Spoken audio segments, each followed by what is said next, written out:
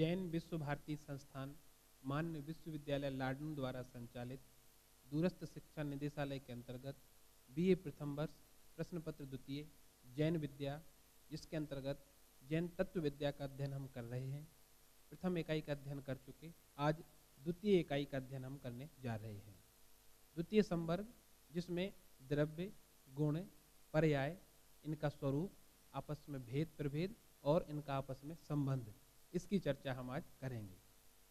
संसार में जितने भी दर्शन हैं उन सभी ने द्रव्य को किसी न किसी रूप में स्वीकार किया है। सामान्यतः दर्शन की परंपरा में तत्व मीमांसा, आचार मीमांसा और ज्ञान मीमांसा, इन तीन की त्रिवेणी को दर्शन का आधार माना जाता है। द्रव्य के लिए तत्व मीमांसा के अंतर्गत स्वीकार किया गया है।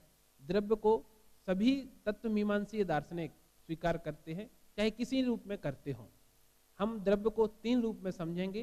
सर्वप्रथम द्रव्य का सामान्य स्वरूप क्या है, भारतीय दर्शन में द्रव्य का स्वरूप क्या है और पाश्चात्य दर्शन में द्रव्य का स्वरूप क्या है। सभी भारतीय दार्शनिक द्रव्य को तत्व मीमांसा के अंतर्गत स्वीकार करते हैं। आप भारतीय दर्शन से संबंधित जानकारी रखते ही हैं। मैंने आपको बताया हुआ है कि दृश्यते अनेन इति दर्शनम, इस आधार पर दर्शन की व्याख्या की जाती है, अर्थात जिसके द्वारा, जिस साधन के द्वारा तत्व का यथार्थ स्वरूप देखा जाए उसे दर्शन कहते हैं। साधन दर्शन है और तत्व का यथार्थ निर्णय, यथार्थ स्थिति है जिससे सुख की प्राप्ति होती है। भारतीय दर्शनों की हम बात करें तो वैदिक और अवैदिक दो रूप में विभाजित हैं। वैदिक दर्शन से तात्पर्य वेद की प्रामाणिकता को आधार बनाकर जो तत्व की मीमांसा करते हैं वो वैदिक दर्शन है, और जो वेद की प्रामाणिकता को स्वीकार ना करके प्रत्येक पदार्थ का स्वतंत्र अस्तित्व स्वीकार करते हैं, ऐसे आप जिनेंद्र भगवान के आराधक वो अवैदिक दार्शनिक हैं। वो भी तत्व मीमांसा की बात तो करते हैं, परंतु उनके अनुसार कोई भी पदार्थ किसी के अधीन नहीं है, स्वतंत्र है। भारतीय दर्शनों में सर्वप्रथम न्याय वैशेषिक दर्शन, जिन्होंने तत्व मीमांसा की बात कही, द्रव्य मीमांसा की बात कही। वैशेषिक दर्शन ने 7 पदार्थ स्वीकार किए हैं: द्रव्य, गुण, कर्म, सामान्य, विशेष, समवाय और अभाव। इन 7 पदार्थों में सर्वप्रथम द्रव्य नाम का पदार्थ स्वीकार किया है और इस द्रव्य के 9 भेद स्वीकार किए हैं: पृथ्वी, जल, अग्नि, वायु, आकाश, काल, दिक्, मन और आत्मा। इस प्रकार से 9 द्रव्य वैशेषिक दर्शन ने स्वीकार किए। न्याय दर्शन ने भी 16 पदार्थ की मीमांसा में द्रव्य को स्वीकार किया है। दोनों ही पैरेलल दर्शन है, न्याय वैशेषिक युगल दर्शन है। दोनों की तत्व मीमांसा, ज्ञान मीमांसा, आचार मीमांसा लगभग समान है। दूसरी बात आती है सांख्य और योग दर्शन की। सांख्य दर्शन ने मूलतः 25 तत्वों के माध्यम से तत्व मीमांसा की बात कही है, और उसमें भी जड़ और चेतन, पृथ्वी और पुरुष, प्रकृति और पुरुष, इन दो रूप में जड़ और चेतन द्रव्य की बात कही है। मीमांसा और वेदांत दर्शन ब्रह्म आधारित द्रव्य की व्याख्या करते हैं। उनका मानना है सर्वम खलु इदम ब्रह्मा ने नानास्ति कांचना, अर्थात यह पूरा ब्रह्मांड ब्रह्ममय है, ब्रह्म के अतिरिक्त संसार में कुछ भी नहीं है। जब सब कुछ ब्रह्ममय है तो द्रव्य कैसा है, इसकी बात करें तो न्याय और वैशेषिक इन दर्शनों ने द्रव्य को नित्य स्वीकार किया है। सांख्य और योग ने भी द्रव्य को नित्य स्वीकार किया है, और मीमांसा, वेदांत यानी सभी वैदिक दर्शनों ने द्रव्य को नित्य स्वीकार किया है, अर्थात द्रव्य अपरिवर्तनशील है। अवैदिक दर्शनों में सर्वप्रथम चार्वाक की बात करें, चार्वाक दर्शन ने किसी भी पदार्थ को त्रिकाल स्वीकार नहीं किया, अर्थात कोई भी पदार्थ भूतकाल में ना तो था ना भविष्य में रहेगा। चार्वाक के अनुसार प्रत्येक पदार्थ जो वर्तमान में जिस रूप में है उसी रूप में ही रहता है, अन्य अदर कोई उसका अस्तित्व नहीं होता। उसके अनुसार पंच महाभूत की ही सत्ता है, लेकिन वह सत्ता भी त्रिकाल नहीं है। आत्मा का अस्तित्व भी स्वतंत्र नहीं है, पंच महाभूत से मिलकर के ही आत्मा की उत्पत्ति स्वीकार करता है। उसके अनुसार जैसे हल्दी पीली होती है, चूना सफेद होता है, और हल्दी और चूने को मिला दें तो लाल रंग की उत्पत्ति हो जाती है। या मद शक्तिवद विज्ञानम, ज्ञान क्या है अर्थात चेतना क्या है। जैसे महुए को खाने से, सादा महुआ खाया जाए तो नशा नहीं होता, पर प्रक्रिया विशेष से उसे शराब बना दी जाए तो उसका नशा उत्पन्न हो जाता है। वैसे ही जैसे हल्दी और चूने को मिलाने से लाल रंग उत्पन्न हो जाता है, वस्तुतः न तो हल्दी में लाल रंग होता है न चूने में लाल रंग होता है। इसी प्रकार पांच तत्व मिलकर के आत्मा चेतन की उत्पत्ति कर देते हैं। पंच तत्व में स्वतंत्र रूप से चेतन कहीं भी अस्तित्व को प्राप्त नहीं है। बौद्ध दर्शन की बात करें तो बौद्ध दर्शन का सिद्धांत ही है सर्वम क्षणिकम सत्वात्, अर्थात प्रत्येक पदार्थ संसार में क्षणिक ही है, कोई भी पदार्थ त्रिकाल गोचर नहीं है। बौद्ध दर्शन में प्रतीत समुत्पाद के माध्यम से द्रव्य की या विश्व की व्याख्या की गई है और संसार में चार दुखों की बात कही गई, और जो इन चार दुखों को समझ लेता है, जान के उनका निदान कर लेता है, उसके मुक्ति की बात कही गई। अब बात करते हैं जैन दर्शन की, जिसका अध्ययन हम कर रहे हैं। जैन दर्शन ने किसी भी पदार्थ को, किसी भी द्रव्य को ना तो सर्वथा नित्य स्वीकार किया है, ना सर्वथा अनित्य स्वीकार किया है। क्योंकि अगर हम किसी भी पदार्थ को सर्वथा नित्य स्वीकार करते हैं तो समस्या सामने आती है। समस्या क्या है? मान लीजिए हम सभी यहाँ हैं, अगर हम अपने आप को नित्य अर्थात त्रिकाल समान एक समान स्वीकार करें तो क्या होगा? हम कभी भी अपनी आयु का अंतर नहीं समझ पाएंगे, हम कभी भी अपने स्वरूप में परिवर्तन नहीं ला पाएंगे, या हमारे स्वरूप में किसी भी प्रकार का कोई परिवर्तन नहीं होगा, क्योंकि हम नित्य हैं, समान हैं, हमारे अंदर कोई परिवर्तन लागू नहीं होगा। फिर होगा क्या? हम जिस अवस्था में हैं, जैसे हैं, वैसे ही सदा काल रहेंगे। जन्म और मृत्यु का संबंध समाप्त हो जाएगा, स्वर्ग नरक का संबंध समाप्त हो जाएगा, पुण्य पाप कर्म और कर्मफल ये सारी व्याख्या निष्फल हो जाएगी। क्यों? हम तो नित्य हैं, त्रिकाल हैं। जब त्रिकाल हैं तो हम कभी भी संसार से मुक्त नहीं हो पाएंगे, या जो संसार में गरीब हैं, अमीर हैं, सुखी हैं, दुखी हैं, जिस अवस्था में जो है उसी अवस्था में रह जाएंगे। यदि द्रव्य को सर्वथा अनित्य स्वीकार किया जाए तो क्या होगा? कोई भी द्रव्य अपने अस्तित्व को स्वीकार नहीं कर पाएगा, यानी उसका वर्तमान कालीन कोई भी अस्तित्व नहीं रहेगा। ठीक वैसे ही जैसे समय प्रति सेकंड बदल रहा है, हम पर्टिकुलर किसी समय को ये नहीं कह सकते कि जैसे अभी मान लीजिए कोई टाइम हुआ है कि 2:03 हुए हैं, फिर तुरंत ही अब 2:03 हो गए। 2 सेकंड और 3 सेकंड के बीच का जो अंतर है, उस अंतर को हम डिफाइन नहीं कर सकते। क्यों? क्योंकि सेकंड का जो डिफरेंस है, जो गैप है, वो हम विद इन सेकंड नहीं बता सकते। वैसे ही जैसे कि एक द्रव्य दूसरे द्रव्य में कब बदल गया हम नहीं बता सकते, तो फिर उस द्रव्य का स्वतंत्र अस्तित्व समाप्त हो जाएगा। ठीक वैसे ही जैसे किसी भी सेकंड को, किसी भी पल को हम व्याख्यायित नहीं कर सकते कि ये वर्तमान है। क्यों? घड़ी प्रति सेकंड चल रही है, तो भूतकाल तो हम बता सकते हैं कि जो समय व्यतीत हो गया वो भूतकाल है, जो समय आने वाला है वो भविष्य है। पर वर्तमान काल कौन सा है? जिस समय हम वर्तमान शब्द बोलते हैं उसी समय वह समय तो भूतकाल में चला गया, आगामी समय आ गया। इसलिए ना तो किसी द्रव्य को हम सर्वथा नित्य कह सकते हैं, ना सर्वथा अनित्य कह सकते हैं। तो क्या होगा? द्रव्य नित्य भी है, अनित्य भी है, स्वभाव से नित्य है, पर्याय से अनित्य है। जब तक ऐसा स्वीकार नहीं करेंगे तब तक हम द्रव्य की मीमांसा पूर्ण रूप से नहीं कर सकते। ये तो ही भारतीय दार्शनिकों की बात। पाश्चात्य दार्शनिकों ने भी द्रव्य मीमांसा की बात कही है। उन्होंने भी, जैसे भारतीय दार्शनिकों ने जड़ और चेतन इन दो द्रव्यों को केंद्र में रख के द्रव्य मीमांसा की बात कही है, वैसे ही पाश्चात्य दार्शनिकों ने सिर्फ जड़ तत्व को केंद्र में रख करके विश्व व्यवस्था की बात की है। उनके अनुसार पृथ्वी, जल, अग्नि, वायु ये चार मूल द्रव्य हैं। इन चारों द्रव्यों के माध्यम से ही सृष्टि की उत्पत्ति होती है, संसार की उत्पत्ति होती है, अर्थात जड़ तत्व ही उनके मूल में है। हम पाश्चात्य दार्शनिकों में विशेष गहराई से बात करें तो सबसे पहले थैलीज नाम के दार्शनिक हुए और उन्होंने जल तत्व के द्वारा पूरी सृष्टि की बात की, यानी जल तत्व को ही एकमात्र द्रव्य माना। उसके बाद आते हैं हेराक्लाइट्स। इन्होंने अग्नि तत्व को, अग्नि द्रव्य को स्वीकार किया और अग्नि से ही पूरे ब्रह्मांड की उत्पत्ति की बात की। इसके बाद आते हैं एनेक्लिज्म। एनेक्लिमिनीज ने वायु तत्व को स्वीकार किया, यानी कोई जल को कह रहा है, कोई अग्नि को कह रहा है, कोई वायु तत्व को कह रहा है। ऐसा क्यों? क्योंकि जैसे भारतीय दार्शनिकों की एक परंपरा रही है कि अपने पूर्वाचार्यों की बात की पूरक ही दूसरी बात कही है। पूर्वाचार्यों की या ईश्वर की बात का खंडन नहीं किया किसी दार्शनिक ने, परंतु पाश्चात्य दर्शन की परंपरा में पूर्व दार्शनिक की बात का खंडन करके अपने सिद्धांत की स्थापना करना एक विधि मानी गई है। और इसीलिए थैलीस, हेराक्लाइट्स और एनेक्जेमेनीज ने पृथ्वी, जल, अग्नि, वायु अलग अलग तत्वों की मीमांसा की है, परंतु एम्पेडाक्लीज ने पृथ्वी, जल, अग्नि, वायु इन चारों द्रव्यों को स्वीकार किया है और चारों द्रव्यों के माध्यम से सृष्टि की बात की है। इस प्रकार से पाश्चात्य दर्शनकों ने द्रव्य की बात की, द्रव्य मीमांसा की बात कही।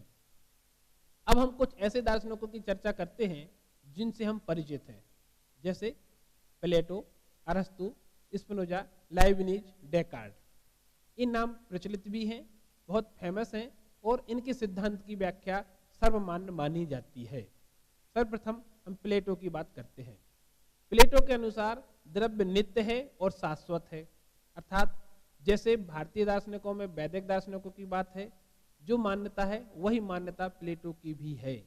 प्लेटो के अनुसार कोई भी द्रव्य अपरिवर्तनशील है और प्रत्येक द्रव्य शाश्वत है, अर्थात कोई भी द्रव्य नश्वर नहीं है। जैसे वेदांतियों की मान्यता है सर्वमिदं खलु ब्रह्म नैनास्ति कांचना, कोई भी द्रव्य नश्वर नहीं है, ब्रह्ममय है। इसके बाद अरस्तु की हम बात करें, अरस्तु के अनुसार द्रव्य नित्य और शाश्वत नहीं है, अपितु आकार सापेक्ष है, अर्थात आकार तो बदलता रहता है, तो आकार की अपेक्षा से द्रव्य की मीमांसा कही, ना तो नित्य कहा ना शाश्वत कहा। इन्होंने नित्य और शाश्वत का विरोध तो किया, परंतु आकार सापेक्ष कह के अनित्यता को स्वीकार भी किया। क्यों? क्योंकि आकार किसी भी पदार्थ का निश्चित नहीं होता, प्रति समय बदलता रहता है, तो अनित्यता की बात आई, जैसे बौद्ध दार्शनिकों ने कहा या जैसे चारवाक ने कहा। इसके बाद डेकार्ट और स्पिनोजा की बात करते हैं। द्रव्य वह स्वतंत्र सत्ता है जो अपने अस्तित्व और ज्ञान के लिए किसी पर निर्भर नहीं है। देखिए, डेकार्ट और स्पिनोजा जो बात कहते हैं, जैन दार्शनिक भी लगभग वही बात कहते हैं। जैन दर्शन में कहा गया प्रत्येक द्रव्य स्वतंत्र है और अपने अस्तित्व के लिए किसी के अधीन नहीं है। वही बात यहाँ स्पिनोजा और डेकार्ट ने कही कि द्रव्य वह स्वतंत्र सत्ता है जो अपने अस्तित्व के लिए या अपने ज्ञान के लिए, स्वयं की पहचान के लिए किसी अन्य पर निर्भर नहीं है। इसके बाद आते हैं लाइबनिज। लाइबनिज ने कहा द्रव्य वह स्वतंत्र सत्ता है जो अपने अस्तित्व और ज्ञान के लिए किसी पर निर्भर नहीं है, द्रव्य क्रियावान है, निर्भर भी नहीं है परंतु क्रियावान कह दिया, यानी परिवर्तनशील है। अब जरा डेकार्ट, स्पिनोजा और लाइबनिज इनकी हम बात समझते हैं। जैन दार्शनिकों ने जो बात कही कि द्रव्य स्वतंत्र अस्तित्व वाला है, अपने स्वभाव के लिए, अपनी पहचान के लिए अन्य किसी पर निर्भर नहीं है, वही बात पाश्चात्य दार्शनिकों में डेकार्ट, स्पिनोजा और लाइबनिज ने भी कही। ये तो हुई द्रव्य का सामान्य स्वरूप, द्रव्य की सामान्य मीमांसा जो प्रचलित है या दर्शन की दृष्टि से भारतीय दार्शनिकों ने अपने अपने मंतव्य जो दिए उनकी सामान्य बात। अब बात करते हैं हम जैन दर्शन की दृष्टि से। जैन दर्शन में द्रव्य को परिभाषित करते हुए कहा गया है उत्पाद व्यय द्रव्य युक्तम सत और सत द्रव्य लक्षणम। द्रव्य का लक्षण सत बताया है, अर्थात जिसका अस्तित्व हो, जो त्रिकाल अस्तित्ववान हो वह सत। और सत की परिभाषा क्या है? उत्पाद व्यय द्रव्य युक्तम सत। जिस द्रव्य में उत्पाद और व्यय प्रति समय चलता रहे फिर भी उसका अस्तित्व बना रहे, ऐसा उत्पाद व्यय और द्रव्य से युक्त जो पदार्थ है वह सत है और वह सत ही द्रव्य है, अन्य कुछ नहीं। ऐसा जो द्रव्य है वह कैसा है? गुण पर्यायवत द्रव्यम, अर्थात द्रव्य में गुण और पर्याय अस्तित्ववान हैं। कोई भी द्रव्य बिना गुण और बिना पर्याय के नहीं होता।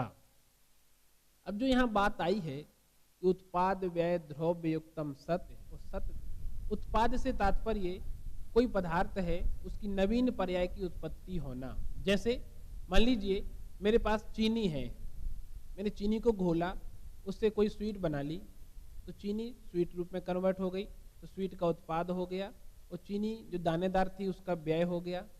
परंतु दोनों में मिठास कॉमन है कि नहीं है? वह मिठास द्रव्यता है। वैसे ही जैसे पानी है, पानी को फ्रीज कर दिया तो डली रूप में, बर्फ रूप में जो हमारे सामने आया, वह पानी का तरल अवस्था का व्यय हुआ, ठोस अवस्था का उत्पाद हुआ। परंतु तरल अवस्था और ठोस अवस्था दोनों अवस्थाओं के मध्य में जो शीतलता है, पानी का जो ठंडापन है, वह दोनों में अस्तित्ववान है, वो कहलाता है ध्रुव अवस्था। तो पानी कैसा है? ठंडा है, स्वभाव हो गया। अवस्था क्या है?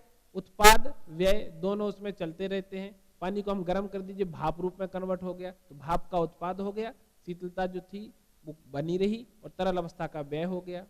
ऐसे ही कई उदाहरण से हम समझ सकते हैं।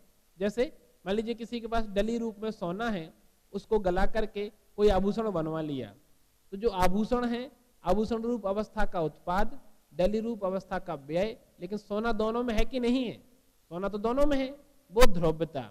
ऐसे ही मान लीजिए हमारा जन्म हुआ, तो मनुष्य गति में जन्म हुआ, तो मनुष्य अवस्था का उत्पाद, पूर्व में जो जन्म हुआ था हमारा उसका व्यय, और जीव चेतनता दोनों में कॉमन है, वो ध्रुवता।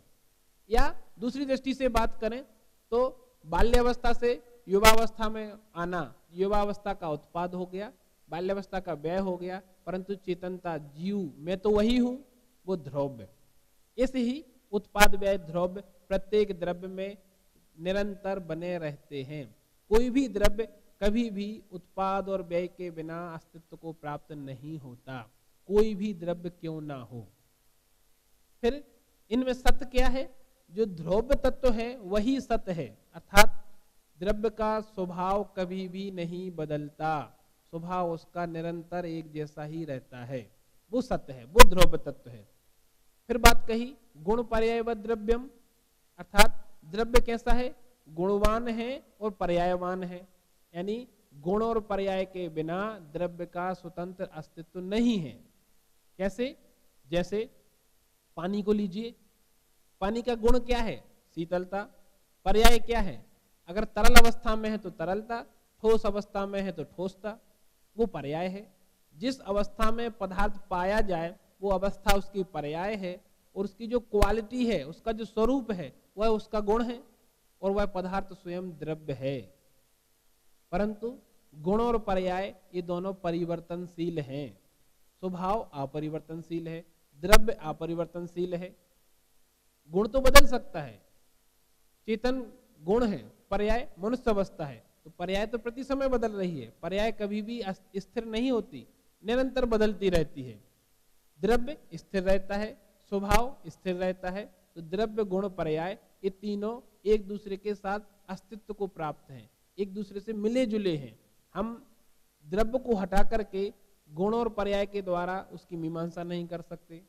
अगर आप पर्याय को अलग कर दें और गुण और द्रव्य की मीमांसा करें तो भी संभव नहीं है, क्योंकि मैं कहूं आम खट्टा होता है, आम सामने ना लाएं, फिर मैं उसे डिफाइन करता रहूं, कितना डिफाइन करूं? ये तो वैसे ही बात हुई कि किसी को तैरना सीखना हो और पानी से डर लगता हो, कैसे तैरा जाता है, इस पे हम थीसिस क्यों ना लिख दें, पीएचडी भी कर लें, लेकिन पानी में नहीं उतरे तो कभी भी कोई तैरना नहीं सीख सकता। वैसे ही पदार्थ को सामने लाए बिना पदार्थ का कितना गुणगान करें तो पदार्थ का ज्ञान नहीं हो सकता।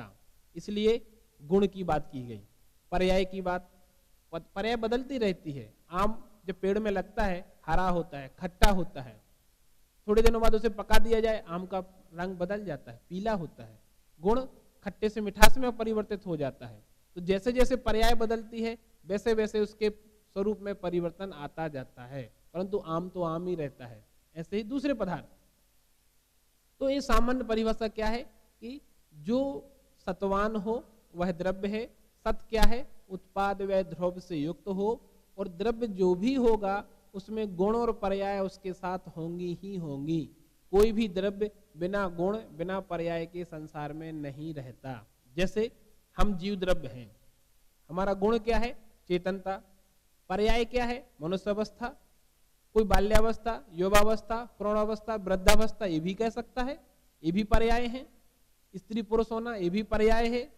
तो पर्याय प्रति समय बदलती है। कैसे?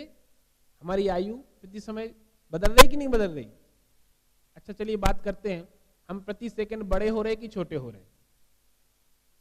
आप कहेंगे सर प्रति सेकंड बड़े हो रहे, क्यों? हम बढ़ते जा रहे हैं ना, हमारी आयु बदल रही है, हम बड़े हो रहे हैं। परंतु ऐसा नहीं है। आयु अगर मान लीजिए हमारी 70 ईयर की है तो प्रति सेकंड उसमें से कम हो रहा है कि ज्यादा हो रहा? एक एक सेकंड कम हो रहा। जो एक एक सेकंड कम हो रहा, उस दृष्टि से हम बढ़ रहे हैं कि छोटे हो रहे? उस दृष्टि से हम निरंतर छोटे होते जा रहे हैं। क्यों? क्योंकि हमारी आयु में एक एक सेकंड कम होता जा रहा है। अब हम बात करें द्रव्य की, तो द्रव्य अपरिवर्तनशील है परंतु पर्याय परिवर्तनशील है, पर्याय बदल रही है। तो ये सामान्य स्वरूप हो गया द्रव्य का। अब द्रव्य के प्रकार क्या है? जैनेतर भारतीय दर्शन में द्रव्य को पदार्थ एवं तत्व के रूप में भी स्वीकार किया गया है। नैयायिकों ने 16 पदार्थ, वैशेषिकों ने 7 तथा सांख्यों ने 25 तत्व स्वीकार किए हैं। द्रव्य के प्रकार की बात करते हैं। पाश्चात्य दर्शन में द्रव्य के प्रकार विविध रूप में माने गए हैं। डेकार्ट के अनुसार ईश्वर, चित्त और अचित ये 3 ही द्रव्य हैं। निरपेक्ष रूप से ईश्वर ही द्रव्य है तथा सापेक्ष रूप से चित्त और अचित ये 2 द्रव्य हैं। यानी डेकार्ट निरपेक्ष और सापेक्ष इन 2 रूपों में द्रव्य की मीमांसा करता है। ईश्वर को निरपेक्ष सत्य मानता है, अर्थात ईश्वर की मीमांसा के लिए किसी अपेक्षा की आवश्यकता नहीं है। परंतु चित्त और अचित इनकी मीमांसा में सापेक्षता है। यानी किसी को चेतन कब कहेंगे? जब उसमें चेतनता पाई जाए या चेतन नाम का गुण उसमें अस्तित्व को प्राप्त हो। अचेतन कब कहेंगे? जब उसमें चेतनता ना रहे। इसलिए चित्त और अचित ये सापेक्ष है, ईश्वर निरपेक्ष है। स्पिनोजा के अनुसार एकमात्र ईश्वर ही द्रव्य है।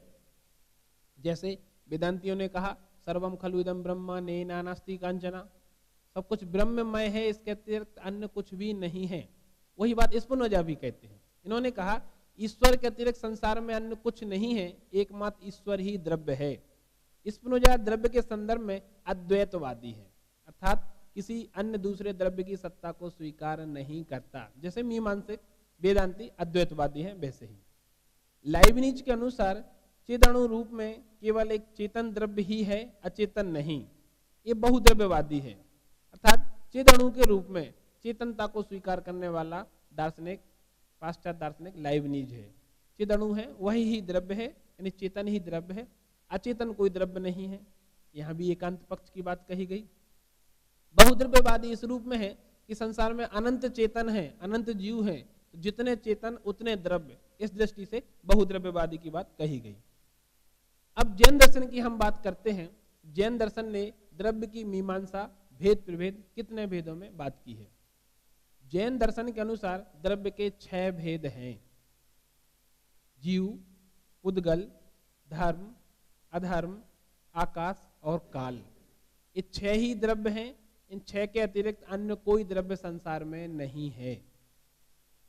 यह प्रश्न ये हो सकता है कि द्रव्य 6 ही क्यों हैं, 5 क्यों नहीं या 7 क्यों नहीं? इस प्रश्न को समझने के पहले हम ये बात करते हैं कि इनका स्वरूप क्या है। जीव अर्थात चेतन जिसमें हो, हम सभी चेतन हैं, हम सभी जीव हैं। पुद्गल से तात्पर्य जिसकी पहचान स्पर्श, रस, गंध, वर्ण इन 4 तत्वों से तो हो पर चेतनता उसमें ना हो। धर्म द्रव्य क्या है? जीवों और पुद्गलों के चलने में जो सहायक हो वो धर्म द्रव्य। अधर्म द्रव्य क्या है? जीवों और पुद्गलों के ठहरने में जो सहायक हो। हम यहाँ बैठे हुए हैं, स्थिर हैं, अधर्म द्रव्य सहायक है। गतिमान होते हैं, धर्म द्रव्य सहायक है। हम जहां बैठे हैं वो स्थान पुद्गल है और हम स्वयं जीव हैं। आकाश द्रव्य का कार्य क्या है? सभी द्रव्यों को स्थान देना, अवगाहन उसका गुण है। और काल द्रव्य परिवर्तन, प्रत्येक द्रव्य प्रति समय परिवर्तनशील है।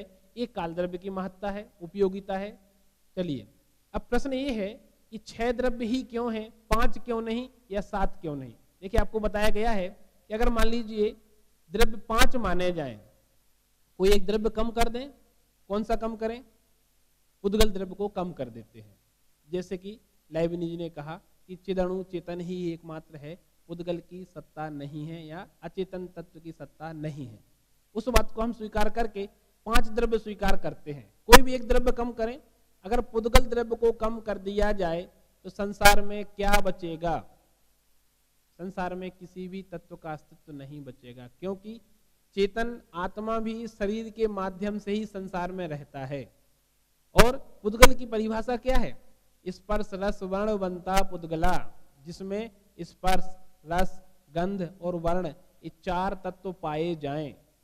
पुद्गल मूर्त होता है, दिखाई देता है, और संसार में हमें जो भी दिखाई देता है वो सब पुद्गल है, अन्य कुछ नहीं।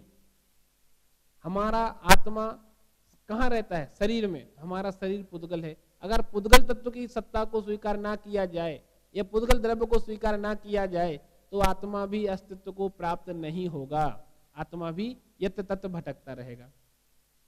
चलिए पुद्गल द्रव्य को ले लेते हैं, बहुत इंपॉर्टेंट है। धर्म द्रव्य को हम छोड़ दें, 5 द्रव्य मानना है ना, एक द्रव्य को कम करते हैं, धर्म द्रव्य को छोड़ देते हैं, तो क्या होगा? गति सहायो धम्मो। धर्म द्रव्य का कार्य क्या है? गति में सहायक होना और पुद्गलों के चलने में सहायक होना। ठीक वैसे ही जैसे पानी क्या करता है? मछली को चलने में जल सहायक होता है। नदी किसी भी धारा में क्यों ना बह रही हो, मछली जिस धारा में चाहे, जिस दिशा में चाहे वहां तैर सकती है या गति कर सकती है। लेकिन मछली को चलने में सहायक कौन है? जल।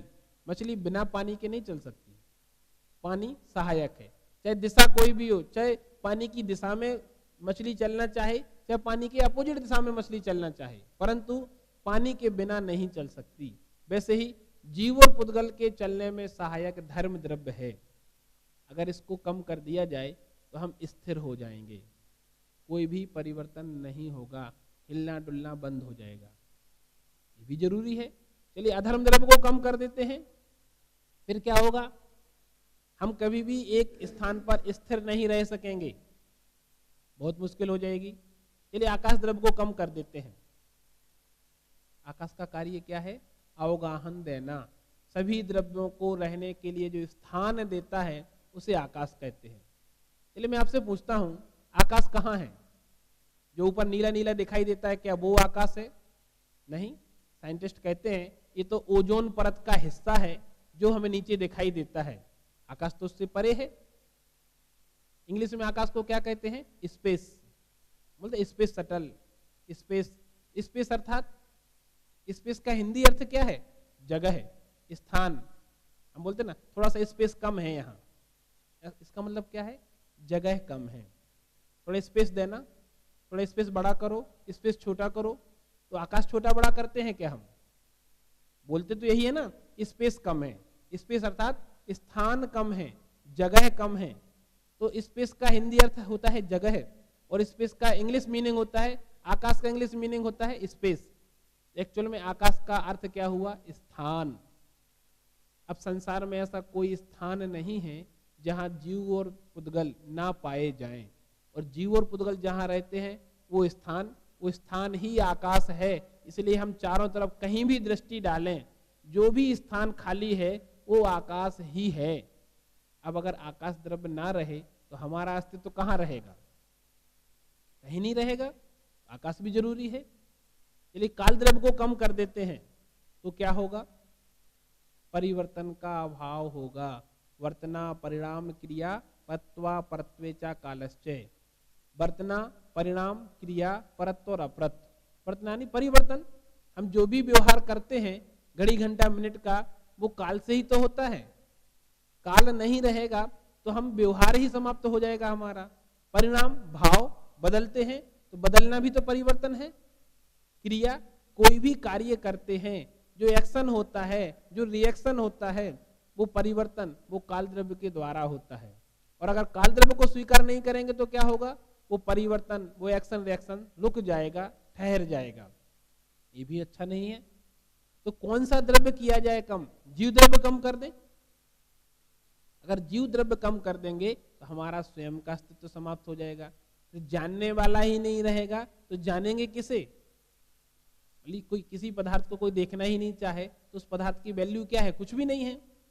तो 6 द्रव्य में से किसी भी एक द्रव्य को कम नहीं किया जा सकता, क्योंकि संसार में जो कुछ दिखाई देता है वह पुद्गल है, जो देखने वाला है वह जीव द्रव्य है।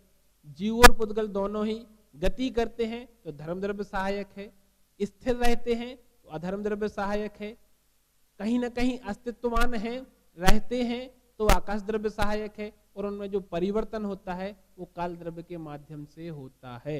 इन 6 कार्यों के अतिरिक्त अन्य कोई कार्य शेष ही नहीं है, इसलिए इनमें से किसी को भी हम डिनाई नहीं कर सकते, किसी का भी अस्तित्व नहीं छोड़ सकते। चलिए अब प्रश्न वापस है, चलिए 5 तो नहीं हो सकते द्रव्य, फिर कोई इनके अतिरिक्त 7वां द्रव्य क्यों ना माना जाए? 6 होते हैं, 5 नहीं होते मान लिया, 7 हो तो चलिए देखते हैं कौन सा द्रव्य माना जाए। एक क्वेश्चन मार्क दिया है कि 7वां कौन सा द्रव्य स्वीकार किया जाए। वापस विचार करें, जो भी संसार में दिखाई देता है वो पुद्गल। अब क्या बचा? जो भी दिखाई देता है किसी को भी, वो सब पुद्गल। देखने वाला कौन है? जीव तत्व। तो जीव और पुद्गल 2 ही हैं संसार में, इनके अतिरिक्त अन्य कुछ शेष ही नहीं है, तो नए द्रव्य की आवश्यकता ही नहीं है, क्योंकि जीव और पुद्गल गमन करेंगे तो धर्म द्रव्य सहायक हो जाएगा, स्थिर रहेंगे अधर्म द्रव्य सहायक है, कहीं ना कहीं अस्तित्व को प्राप्त है, अपना अस्तित्व बनाए हुए हैं आकाश द्रव्य में, स्पेस स्थान, और इनमें परिवर्तन हो रहा है, एक काल द्रव्य का स्वभाव है। अब कोई कार्य शेष ही नहीं है जिसके लिए नए द्रव्य की आवश्यकता हो, इसलिए 7 द्रव्य भी नहीं हो सकते। तो द्रव्य 6 ही होते हैं, ना 5 होते हैं ना 7 होते हैं। अब वापस प्रश्न लिखा है कि द्रव्य 6 ही क्यों हैं, 5 या 7 क्यों नहीं? क्योंकि इनके अतिरिक्त संसार में अन्य कुछ नहीं है, अतः द्रव्य 6 ही हैं, 7 या 5 नहीं हैं। कौन कौन से हैं? जीव, पुद्गल, धर्म, अधर्म, आकाश, काल। 5 एक साथ क्यों नहीं है? वापस कहा कि किसी भी एक द्रव्य को कम करने पर संसार की व्यवस्था पूर्ण नहीं होती, अतः द्रव्य 6 ही होते हैं, 5 नहीं। जब संख्या निश्चित हो गई तो इनके स्वरूप की बात करते हैं। जीव द्रव्य का स्वरूप क्या है, क्या हो सकता है? किसे कहेंगे जीव द्रव्य? हम सब जीव हैं, कैसे जाने? लक्षण क्या है? सबसे पहला लक्षण है जिसमें चेतना पाई जाए, चेतना लक्षण जीव। चेतना अर्थात अनुभव, हम सुख दुख का अनुभव करते हैं, चेतनता है तभी करते हैं। हम कहते हैं व्यक्ति मर गया, तो हमारे शरीर में और उसके शरीर में क्या अंतर आता है? एक व्यक्ति सो रहा हो, एक व्यक्ति बगल में मर गया हो, दोनों को हम दूर से देखें तो निर्णय नहीं कर सकते कि कौन मरा है कौन जिंदा है। कैसे निर्णय करेंगे? सबसे पहले हम नाक के सामने हाथ उंगली रखते हैं, सांस चल रही कि नहीं चल रही, श्वासोच्छ्वास, सांस का आना जाना, ये भी चेतनता की पहचान है। फिर हलन चलन हो रहा कि नहीं हो रहा, किसी प्रकार की क्रिया हो रही कि नहीं हो रही, दूसरी पहचान। फिर नाड़ी देखते हैं, हृदय पे हाथ रखते हैं, फिर निर्णय करते हैं ये चेतन है ये अचेतन है। तो धड़कन का चलना, नाड़ी का चलना, सांस का आना जाना, हलन चलन होना, ये चेतनता की निशानी है, ये जीव की निशानी है। तो जीव की परिभाषा क्या है? जिसमें चेतना हो, जो सुख दुख का अनुभव करता हो तथा जिसमें ज्ञान हो, वह जीव है। मैं आपको पढ़ा रहा हूं, ये रूम प्रतिदिन हमारी बात को सुनता है, कितना ज्ञान हो गया इस रूम को? या टेबल कुर्सी जो यहाँ है, जो किताबें यहाँ हैं, किताब में तो ज्ञान भरा पड़ा है ना, किताब को स्वयं को कितना ज्ञान हुआ? बिल्कुल नहीं हुआ। क्यों नहीं हुआ? क्योंकि उसमें चेतना नाम का गुण नहीं है, ज्ञान नाम का गुण नहीं है। ज्ञान से ज्ञान होता है, कभी भी अज्ञान से ज्ञान नहीं होता। या चेतन में ही चेतनता का अनुभव होता है, पुद्गल में नहीं होता। अगर ऐसा हो तो जो कपड़े हम पहनते हैं, पेन हमारे पास रहता है, टेबल कुर्सी जिनका यूज हम करते हैं पढ़ने लिखने में, या जिस किताब को हम पढ़ते हैं उस किताब को ज्ञान हो जाना चाहिए, परंतु कभी किसी किताब को ज्ञान नहीं होता, पढ़ने वाले को ज्ञान होता है। क्यों? क्योंकि वो चेतन है। इसके लक्षण भी बहुत सारे कहे गए हैं।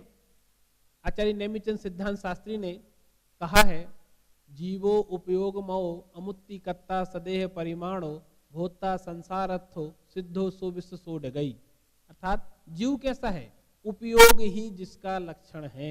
उपयोग मतलब ऐसा उपयोग नहीं कि मल्टीपल यूज है इसका, जिसमें चेतनता पाई जाती है, जिसमें अनुभव करने की सामर्थ्य है, जो सुख दुख की पहचान कर सकता है, वो जीव। तो जीवो उपयोगमो। चेतन कैसा है? दिखाई देता है क्या? नहीं, अमूर्तिक है। आत्मा कभी दिखाई नहीं देता। अरस अरूपी अस्पर्शी, ना तो कोई स्वाद है, ना कोई रूप है, ना उसे हम छू सकते हैं। ठीक वैसे ही जैसे हवा को हम देख सकते हैं क्या? कौन से रंग की होती है? कैसा है? हवा का कोई रंग नहीं होता, कोई रूप नहीं होता, कोई उसकी पहचान नहीं है। पहचान क्या है? स्पर्श होते ही पहचान हो जाती है। हवा आती है, शरीर को टच करती है, ठंडी है कि गर्म है, उसका ज्ञान हमें हो जाता है। किससे हुआ? स्पर्शन इंद्रिय से। शरीर को टच करते ही हवा का एहसास हो गया। इसके अतिरिक्त इस पूरे रूम में हवा तो है, पर हवा दिखाई देती है क्या? नहीं। जब तक कोई वस्तु हिले डोले नहीं या सांस लेने में दिक्कत ना हो, तब तक हमें हवा की पहचान करने की आवश्यकता नहीं होती, क्योंकि उसका कोई रूप रंग नहीं होता। परंतु स्पर्श होते ही उसका अनुभव होता है, यानी जीव द्रव्य का भी अनुभव ही होता है। हम चेतन हैं या अचेतन हैं, इसका अनुभव सबसे पहले हमें स्वयं पे होता है, अन्य को बाद में। जैसे किसी पदार्थ का ज्ञान है या नहीं, या मैंने अच्छा कार्य किया या बुरा किया, चोरी की कि नहीं की, इसका निर्णय, इसका जजमेंट सबसे पहले प्रथम दृष्टया जितना अच्छे से हम स्वयं कर सकते हैं, उतना अन्य कोई नहीं कर सकता। क्यों? किया हमने है तो पता भी हमें होता है। तो जीव तत्व की पहचान, जिसमें चेतनता हो, स्वाच्छ्वास हो, सुख दुख के ग्रहण करने की क्षमता हो, या जिसमें ज्ञान पाया जाए। दूसरा द्रव्य है पुद्गल द्रव्य। पुद्गल द्रव्य से तात्पर्य जिसमें चेतना ना हो। सबसे पहली बात, चेतना ना हो, जो सुख दुख का अनुभव ना कर सकता हो, जिसमें ज्ञान ना हो, यानी चेतन के तीनों लक्षण जिसमें ना हो क्या? जिसमें स्पर्श, रस, गंध और वर्ण, ये चारों चीजें पाई जाएं। यानी चेतनता तो ना पाई जाए, परंतु स्पर्श, रस, गंध और वर्ण, ये चारों चीजें जिसमें पाई जाएं, वो पुद्गल है। बहुत अच्छी लगती है। तो ठंडा गरम, कड़ा नरम, हल्का भारी, रूखा चिकना, ये सब स्पर्श के भेद हैं। और जैसे हवा का अनुभव हमें स्पर्श से होता है, वैसे ही पुद्गल द्रव्य का ज्ञान भी स्पर्श से होता है। कोई किसी वस्तु को हम छू के जानते हैं, किसी को चख के जानते हैं, किसी को सुन के जानते हैं, किसी को देख के जानते हैं, किसी को सूंघ के जानते हैं। अलग अलग इंद्रियां हैं, अलग अलग उनके कार्य हैं, तो स्पर्श भी अलग अलग प्रकार का होता है। रस, स्वाद, चक्षु रसना इंद्रिय से होने वाला ज्ञान, गंध घ्राण इंद्रिय से होने वाला ज्ञान, और वर्ण चक्षु इंद्रिय से होने वाला ज्ञान, और शब्द जो कर्ण इंद्रिय से जिनका ज्ञान होता है। तो पुद्गल की पहचान क्या है? जिसमें स्पर्श, रस, गंध, वर्ण पाया जाए, वो पुद्गल। तीसरा द्रव्य है धर्म द्रव्य।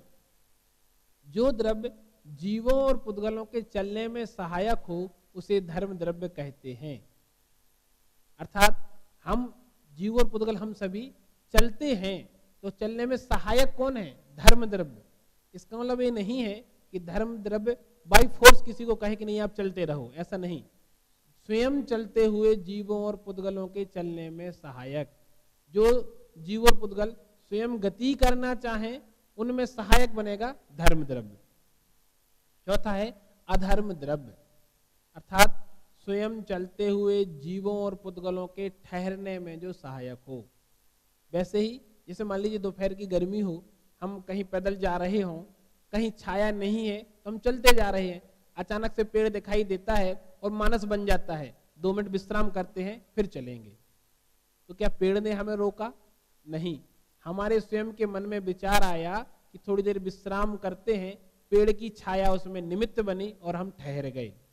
वैसे ही जीव और पुद्गल ठहरना चाहें तो अधर्म द्रव्य उसमें सहायक होता है, जबरदस्ती नहीं। किसी को जल्दी जाना हो तो पेड़ की छाया में भी नहीं रुकता और चला जाता है। आकाश द्रव्य, जो जीवादि सभी द्रव्यों को रहने के लिए अथवा ठहरने के लिए स्थान देता है, उसे आकाश द्रव्य कहते हैं। इसको हम समझ चुके। आकाश अर्थात स्पेस, स्पेस यानी जगह है। तो जितना भी स्थान है संसार में, ब्रह्मांड में, वो सभी आकाश ही है। इसलिए जो नीला दिखाई देता है अकेला वह आकाश नहीं है, हमारे चारों ओर जितना भी पर्यावरण वातावरण है वो सब आकाश का ही भेद है, आकाश का ही स्वरूप है। और अंतिम द्रव्य है काल द्रव्य। काल द्रव्य का लक्षण क्या है? जो जीवादि सभी द्रव्यों के परिवर्तन में निमित्त या सहायक हो, वह काल द्रव्य है। काल द्रव्य स्वयं परिवर्तन नहीं कराता, लेकिन जो परिवर्तन होता है उसमें सहायक काल द्रव्य ही होता है। जैसे हम समय का निर्धारण किससे करते हैं? घड़ी से। क्या घड़ी हमारे समय को बदलती है? नहीं, हमने एक मेजरमेंट निश्चित करके घड़ी को आइडियल आधार बना लिया, फिर अब इतने मिनट हो गए, इतने घंटे हो गए, इतने सेकंड हो गए, ये निर्णय हम करते रहते हैं। तो घड़ी हमें नहीं चला रही, घड़ी बनाई हमने है, लेकिन उसके आधार से हम स्वयं चलते रहते हैं, उसे हम काल द्रव्य कहते हैं। इस प्रकार से जीव, पुद्गल, धर्म, अधर्म, आकाश और काल, इन 6 द्रव्यों की बात हमने की। इस संवर्ग में द्रव्य के स्वरूप, गुण के स्वरूप और पर्याय के स्वरूप की बात कही जाएगी, जिसमें से सर्वप्रथम 6 द्रव्यों की बात हमने यहाँ चर्चा